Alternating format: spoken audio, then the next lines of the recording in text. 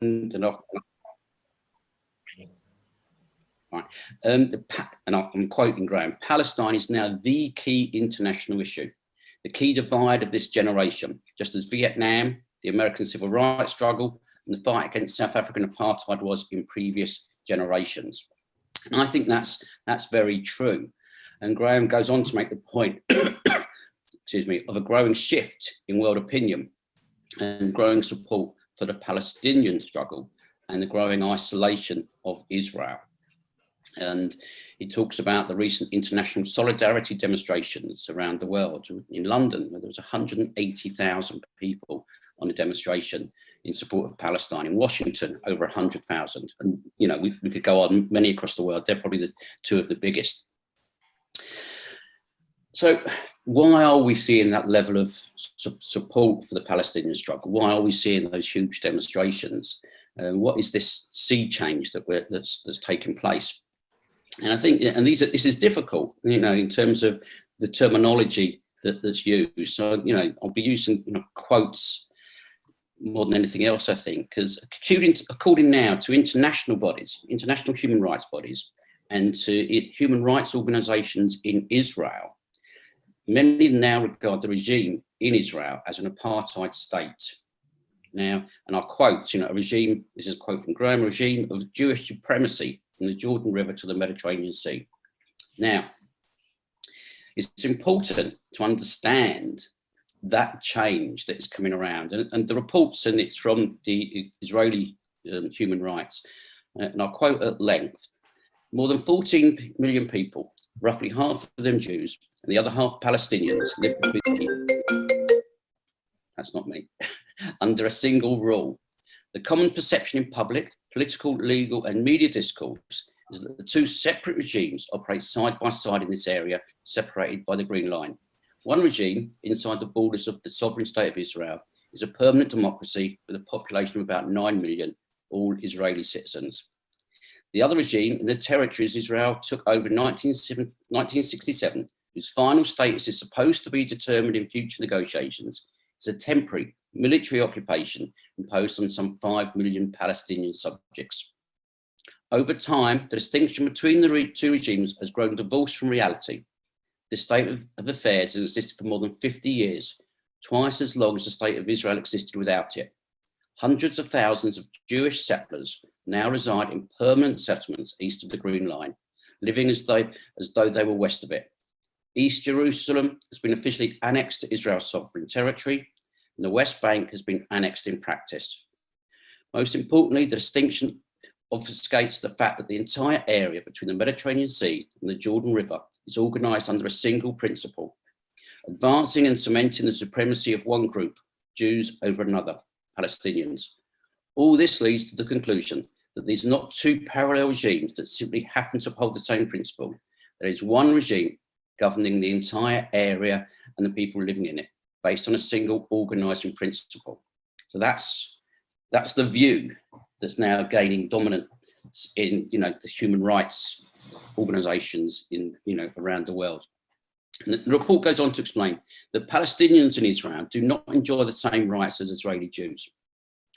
350,000 Palestinians in East Jerusalem have permanent residency, but not citizenship. And their permanent residency can be revoked at any time. Although Israel is not formally annexed the West Bank, it treats the territory as its own. More than 2.6 million Palestinian subjects live in the West Bank, in dozens of disconnected enclaves under rigid military rule and without political rights.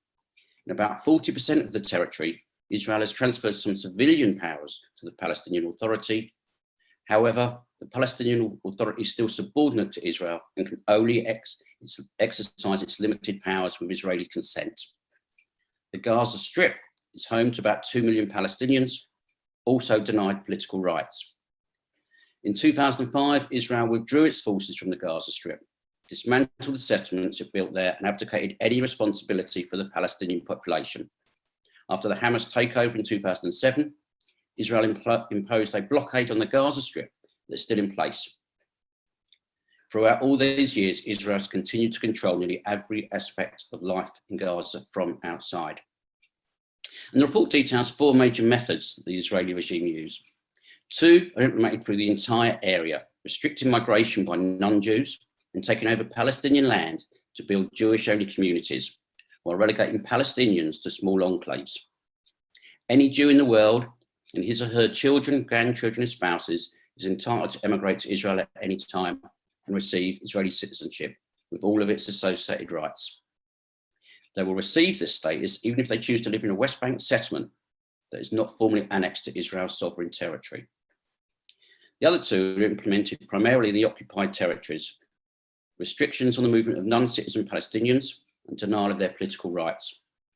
Control over these aspects of life lies entirely in Israel's hands. In the entire area, Israel has sole power over the population registry, land allocation, voter polls, and the right or denial thereof to travel within, enter or exit any part of the area. The report concludes, a regime that uses laws, practices, and organised violence to cement the supremacy of one group over another is an apartheid regime. The enactment of the basic law, Israel, the nation state of the Jewish people, and the declared plan to formally annex parts of the West Bank have shattered the facade. So what has all this to do with us? Well, I think in the UK, we have a particular responsibility on a number of levels. As internationalists and socialists, we don't simply ignore the oppression of others elsewhere. We look at the world as a whole, and we, try to make the world a better place for everybody. But also, I think it's particularly important for us because it's the British establishment via previous governments have played a key role in Palestine historically. And perhaps a good starting point is the Balfour Declaration, 2nd November 1917, which is worth quoting in full. Rest assured, it's not very long. And it's from the Foreign Office, November 2nd, 1917. And it's from Arthur James Balfour, the British Foreign Secretary. Dear Lord Rothschild, I have much pleasure in conveying to you, on behalf of His Majesty's government, the following declaration of sympathy with Jewish Zionist aspirations, which has been submitted to and approved by the Cabinet. His Majesty's government view with favour the establishment in Palestine of a national home for the Jewish people, and will use their best endeavours to facilitate the achievement of this object. It being clearly understood that nothing shall be done which may prejudice the civil and religious rights of existing non-Jewish communities in Palestine, or the rights and political status enjoyed by Jews in any other country. I should be grateful if you would bring this declaration to the knowledge of the Zionist Federation. That's a very important declaration, especially when one considers the makeup of Palestine at that time. And I'll go on to that. Because, of course, there was the period after the World War I. Britain had occupied Palestine, having defeated the Ottoman Empire. And from 1920 to 1948, it was given the United Nations mandate. This is the mandate period of Palestine.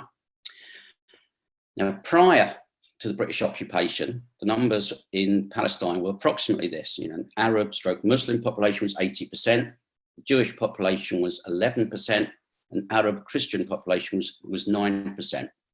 So we can see, from the Balfour Declaration, what that means for the population of Palestine.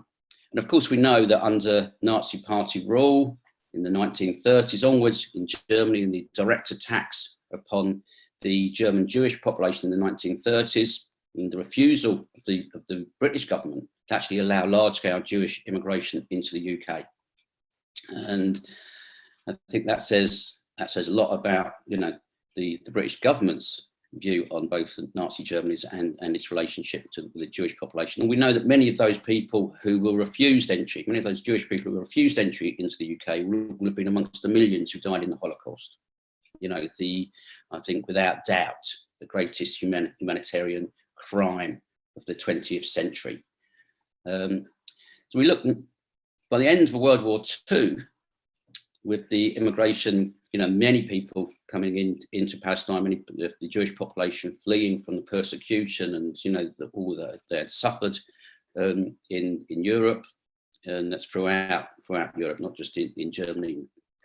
The Jewish population had grown by the end of World War II to 31% of the population, still a minority. But we do have to accept that Israel exists. and its citizens feel under threat. And we can't ignore that fact. That's not going to change. Israel is not going to disappear.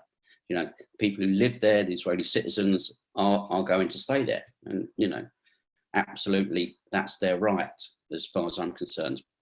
Israel is also growing. And I'm not just talking in terms of population. I've mentioned, following the establishment of Israel in 1947, Israel has gone on to occupy more territory. Following the Six-Day War in 1967, Israel occupied the West Bank, including East Jerusalem, the Gaza Strip, and the Golan Heights. And since that time, Israel's settlements and military installations have been built in all these areas. Figures given in January 2015, the Israel Interior Ministry gave figures of 389,000 Israeli citizens living in the occupied West Bank, and 375,000 Israeli citizens living in East Jerusalem. This is a huge number of citizens from Israel living in what is internationally regarded as occupied territories. Now, the West Bank, excluding East Jerusalem in Israel, is known in Israeli law as the Judea and Samaria area, of which that approximately 400,000 Israeli settlers living in the area are considered part of Israel's population. They have parliamentary representation, and a large part of Israel's civil and criminal laws apply to them. Their output is considered part of the Israeli economy. The land itself is not considered part of Israel under Israeli law. Israel has consciously refrained from annexing the territory, but it's never given up its claim to that land, or it's never defined a border with the area. There is no border between Israel proper and the West Bank in terms for Israeli vehicles. Israeli political opposition to annexation, many have argued, is primarily due to a perceived demographic threat of incorporating the West Bank's Palestinian population into Israel. And the demographic issue is very important for the discussion in terms of one state or two state, in terms of where we go forward in terms of Palestine. Outside of the Israeli settlements, the West Bank remains under direct Israeli military rule. Palestinians can't become Israeli citizens. Now, the international community maintains that Israel has no sovereignty in the West Bank and considers Israel's control of the area to be the longest military occupation in modern history. And that's international law. That's not me. That's not some wild-eyed view of the area. This is consistently regarded by the international community and the United Nations. Whilst the Gaza Strip is considered to be a foreign territory under Israeli law, Israel operates land, air, and sea blockade of the Gaza Strip, together with Egypt, it should be added. And the international community, again, considered Israel to be the occupying power. The population of Israel belong to Arab ethnic groups. 90% of that 21% have Islam as their religion. So we have approximately 2 million people out of the 9.5 million people of Israel who don't fit comfortably into the term a Jewish state. They mainly see themselves as an occupied people. But we also have to recognise that Palestine is there. It barely exists as a state, but it is there. Now, in practice, the Palestinian Authority has administrative control over what the term, there's different terms used, and the term, probably the nicest term, is the 167 islands in the West Bank. Some people refer to them as enclaves. Islands is quite a nice term. And then, you have in Gaza, it's a government that's ruled by Hamas. So it's very difficult to get your head around what that kind of means for a Palestinian state. 167 enclaves, 167 islands. I think I was trying to put this into some kind of context, what that might mean. And I'm not going to use Britain as the example, because obviously we've got a channel to the rest of Europe, and obviously a lot of people don't regard ourselves as European anymore following Brexit. But if you imagine France and Spain, can you imagine 167 islands, dotted around one of those countries, so France, and, you know, linked up by roads where people have no control over those roads, no control of those borders, you know, that would be what it is like. It's a very bizarre, you know, and demoralizing situation for the people, you know, in those islands. I think this takes us on to, is a Palestinian state viable under those circumstances? I don't think it is. And I think a single secular state is the way forward. My preference would be for a socialist state as part of a wider socialist federation. But I don't think a single secular state needs to wait for that. I've heard in the past, and people remember in the 70s and the 80s when we talked about South Africa, there was many people on the left would say the only solution is a socialist revolution in South Africa. But actually that wasn't true. You know, apartheid can be got rid of. In South Africa it was, and we still, you know, without a socialist revolution, and you can have a capitalist South Africa, which is, you know, what we've now got. So it doesn't have to be, you know, it's a preference, but it doesn't have to be. So I think that, you know, the West Bank settlements have made it very difficult for a two-state solution, because what do you do? Sorry, for one, you know, for a two-state solution, what do you do with those settlements? You know, over 100 settlements, official and unofficial, you know, at least 400,000 settlers. Now, what state would they belong to?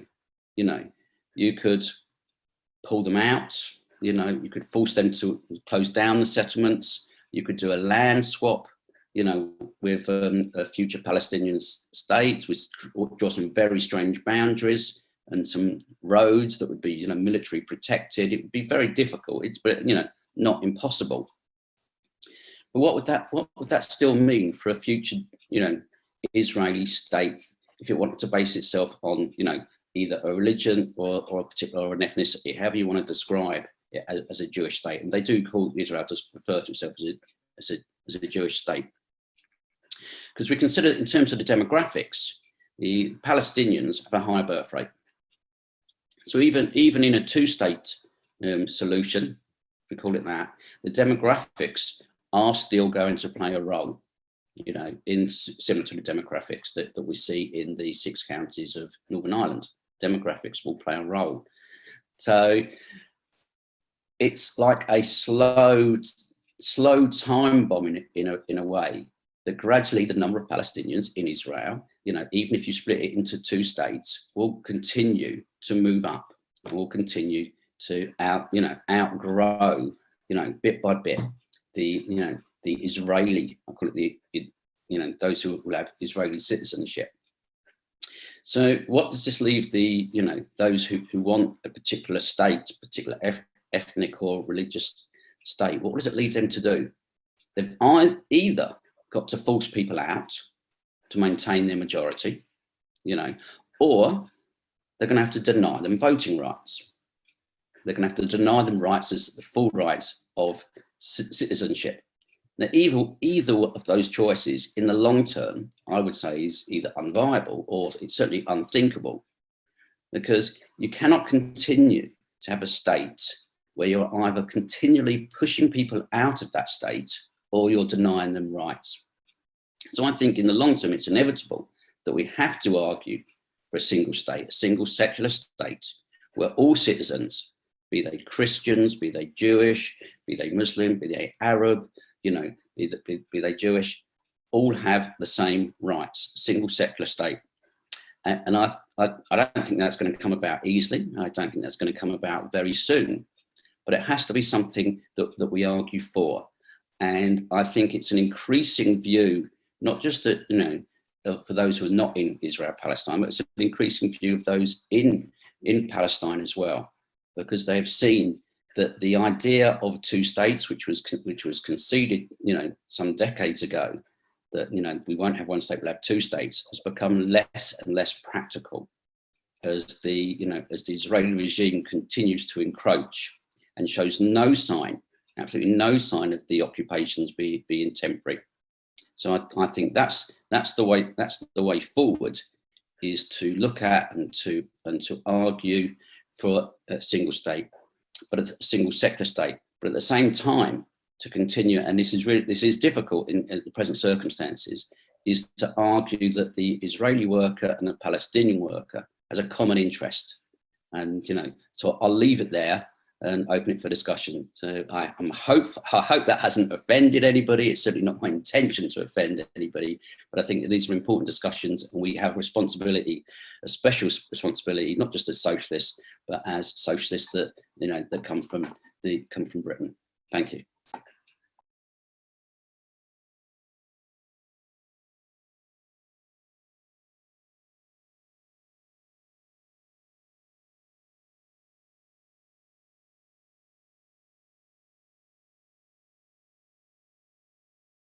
Yeah, fantastic. My understanding, as limited as is, of the Palestinian Authority under Abbas, it's a pretty corrupt,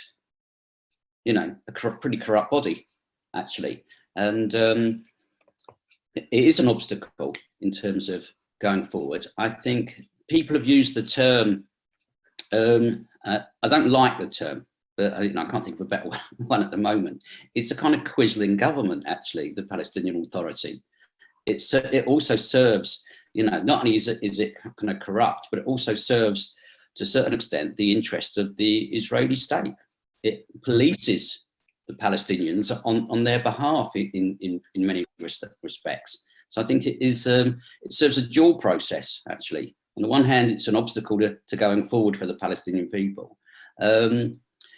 But it's also serving the interests of the people that are oppressing the Palestinians. So, I think you make a very valid point. And obviously, I give no support to the Hamas regime in Gaza as well. It's a very difficult, and there is no easy answer. And I haven't read the book that you referred to, but I look forward to reading that. And and thanks for the link.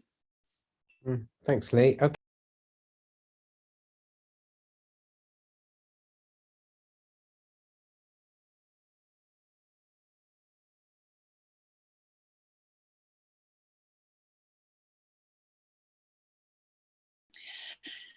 In terms of the Bosnia solution, I really don't know. I think those are going to things to be looked at. I think it's problematic, and I think it's problematic because of the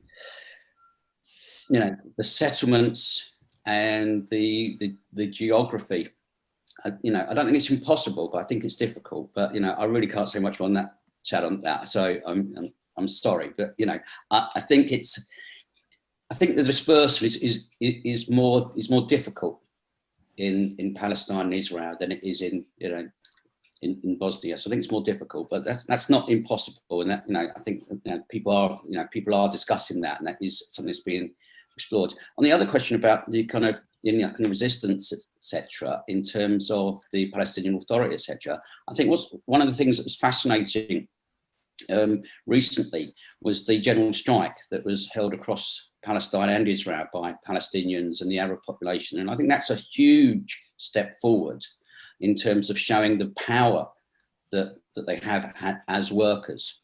I think the construction industry in particular hardly ran. It couldn't function without Palestinian and Arab workers in Israel. There's so many working in those industries, and it really showed their power. And I think it's also a demonstration to, it might not be having much immediate impact, but it must be a demonstration to Israeli workers as well, that power, that strength of the general strike, etc. So I think that's interesting. And I think in terms of the Palestinian Authority, people know recently, or perhaps not, a very well-known critic of the Palestinian Authority was assassinated, and recently. So there were large demonstrations against the Palestinian Authority from Palestinians regarding that. So there is that feeling, kind of a secular Palestinian feeling that that actually we don't want this. So there are left-wing organisations and groups within Palestine as well. It actually takes me on to the point that Paul's made. I just want to, within Israel itself, there are, the Israeli population is not some homogenous mass all with the same views. Far from it. Absolutely. You see the very brave stance taken by young people who refuse to be drafted, refusing to serve in the occupied territories. Now that might be a small number, but it has a knock-on effect. It has a domino effect. And, there are sizable demonstrations of Israeli citizens, Israeli Jewish citizens, actually, who go out and they want peace. Who wants to, think about it, who wants to live in a permanent war situation? It's nobody in their right mind wants that. And, so there is a large peace movement, and, might not be as large as we want, but it exists in Israel. And I think that should, that's something that we need to link up with, and something that we need to encourage. And there are links, very small, but there are links between, Israelis and Palestinians who want, a solution, who don't want these things to continue. And again, they're links that we have to support and that we have to build. I think Paul makes some really good points on that.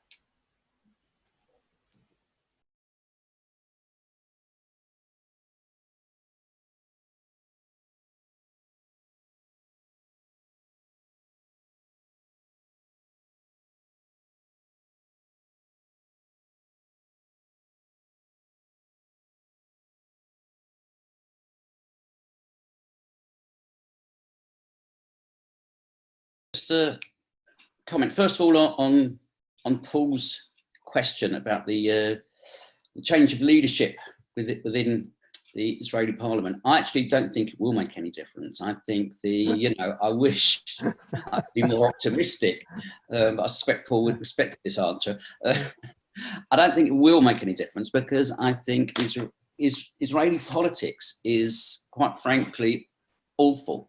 It's a battle between frequently competing right-wing parties. The left-wing parties are small, they're there, they're important. But in terms of that leadership, I think it makes very little difference at this time. I really do think that. In terms of, Gary's just made a really, really good point. I can't see him now, I've lost him. Yeah, there you are, Gary. I think there was a time, I don't know if you agree with this, I think there was a time when a two-state solution was viable, was possible. Maybe the 67 borders, etc., maybe at that time.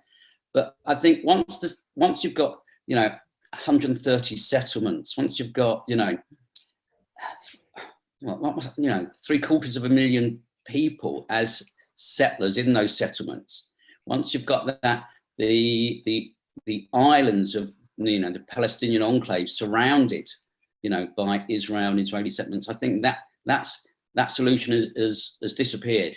Even if it was ever viable, that's just gone. And I think that's why more and more people now do look for that. I think just to respond to Jack's point, I know it wasn't a question, but Jack's absolutely right. Our job, our role as socialists is to give that support, is to offer that solidarity, is to side with those who are oppressed and are discriminated against. That's our job. I think the only way that things are going to shift is similar to what happened in South Africa. It is that isolating the Israeli regime, is to force change upon them. And I think that's what's going to, in terms of the start of the talk, I think that's what's going to be coming over the next period, over the next decade or so, is going to be that isolating, that pressure. So I think that's, I think that's the direction we're going, and I think that's important that we as socialists take that.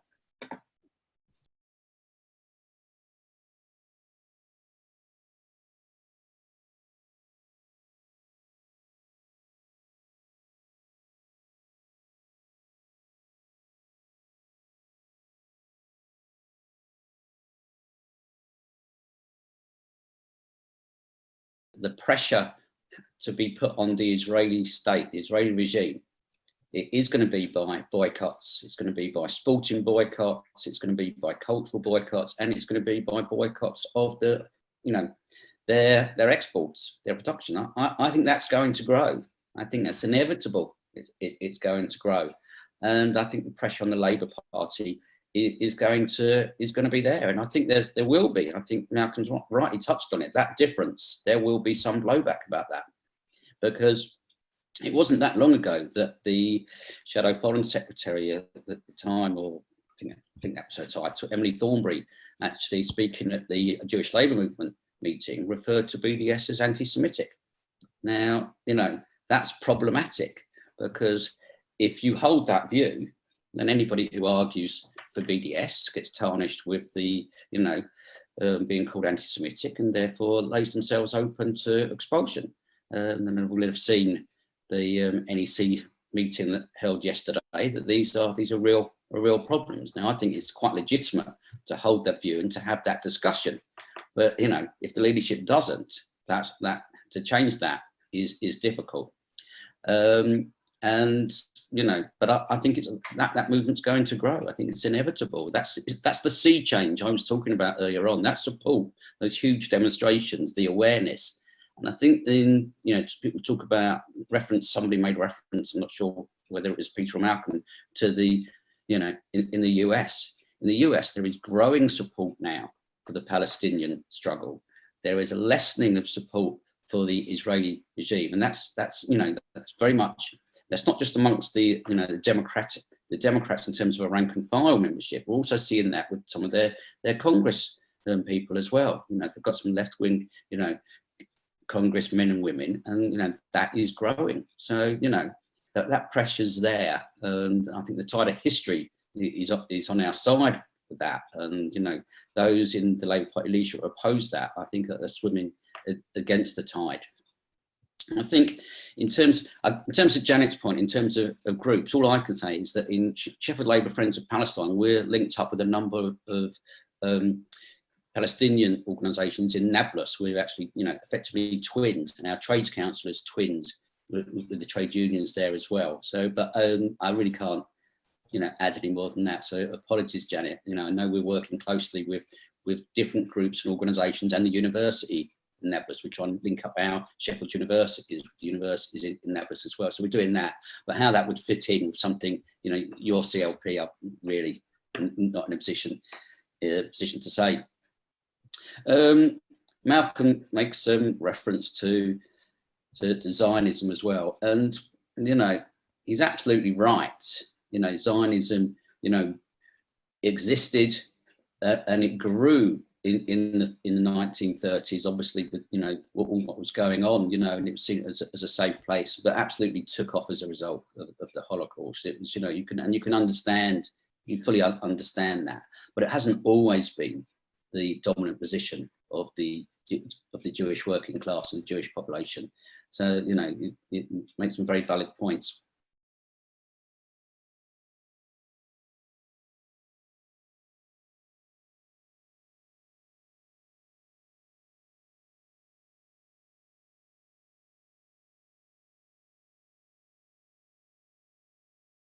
There's been times when certain politicians in Israel have been very, very specific, very clear. Actually, yes, the Arabs, the Palestinians should leave. And that might come across as the more extreme right wing, but there is that, and it is openly expressed at times. And people will have seen some of the recent demonstrations, riots, call them what you will, and the chanting that goes on, of death to Arabs.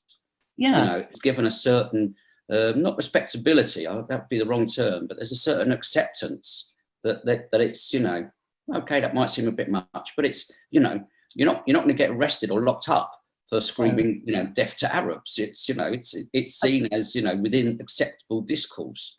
And then let's quickly answer that. Getting rid of apartheid in South Africa, or whatever the solution is in Palestine, be it one state or two states, does not resolve the issues, the underlying issues for the majority of the populations. It does not resolve the issues for the working class, because under South Africa, people are still exploited. It's a capitalist South Africa, and it will be a capitalist, Palestine, or a capitalist Palestine Israel.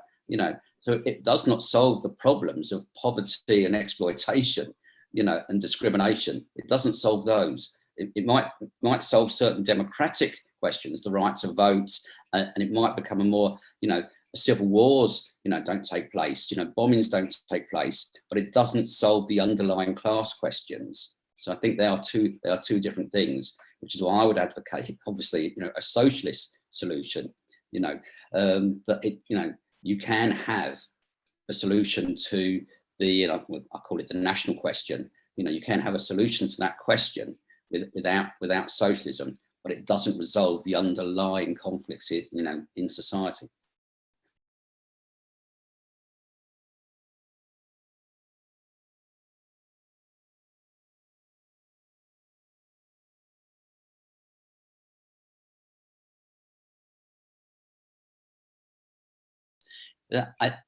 I think much of the population, the called ordinary people of Israel, would have been, in favour of a peaceful conclusion. Many, probably the majority, probably are in favour of a peaceful conclusion, and would have seen, a two-state solution as being a way forward.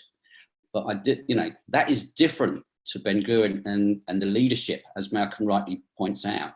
They always wanted to extend the borders. They always wanted to make sure that they maintained the majority of a Jewish population. And the logical consequence of that, as we've discussed, is you must shift the Arab, the Palestinian population. You must you've got to shift them out one way or the other. Most of that is by making their conditions and their rights so horrible and so limited that they voluntarily leave, or alternatively to partition up into, enclaves, islands, etc. So that's what's happening, and I think even those who didn't believe that was going to happen and felt a two-state solution was a peaceful one ahead, are seeing that actually that's become less and less likely. So I don't think that your positions are counterposed. I think we're talking about two different sets of people, if that makes sense. And in terms of summing up, again, thanks for having us to talk. So I think it's really important. This is, as Graham Bash has pointed out, this is going to be, possibly the international issue, over the next few decades. This is the South Africa that we had in, the 60s, 70s, 80s. It's now Palestine, and I think it's going to be difficult for Labour Party activists, for those who managed to get through this the next round of purge, which is about to hit us over the next couple of weeks. It's going to be extremely difficult. But we have a duty as socialists, as internationalists, we have a responsibility to put the arguments and to stand up and be counted, and and to make the links where we can, and to campaign to as best we can to support the oppressed people of Palestine, and to try and isolate the regime, that the Israeli regime. And that's not going to be easy. And I think it was, can't remember who just said it, it's Malcolm or Gary, I'm not sure about, I think it was Gary, we might not see this in our lifetime, but things can change quickly. Things can change suddenly. We saw, I just jumped back, kind of finish up, the Arab Spring of some years ago. That actually spilled over to the Israeli working class as well. There were, sizable support, sizable demonstrations, in Israel at the same time that these things were happening in, Egypt, etc., and across the kind of, North Africa and the Arab world. So, things can change suddenly, but the important thing is that we put the markers down, now. We continue doing that. People have put some good links in the chat. I would urge people to read. If you haven't read, I get no commission for this, but I've just finished reading the Balfour Declaration by Bernard Reagan, which is really, really interesting in terms of getting a perspective of the role of the British government, throughout that time, this imperialism and colonialism. I mean, I regard Israel as a colonial settler state, and so it's good to get that understanding. But it's also, as a comrade has pointed out, the Jewish population, in Israel has genuine fears, absolutely. Like, we cannot dismiss those fears. The Jewish population has suffered enormously, as a result of the Holocaust. They have genuine, massive fears, around, their existence, surrounded by what they see as hostile Arab countries. These are all genuine fears that we cannot just dismiss, which is why I think it's important that we, in terms of our arguments, wherever we can make them, that we talk about, that they have a common interest with their brothers and sisters, the working class of the Arab populations, not just in Palestine, Israel, but in the surrounding countries as well. I'll leave it at that. Thanks again very much for inviting us.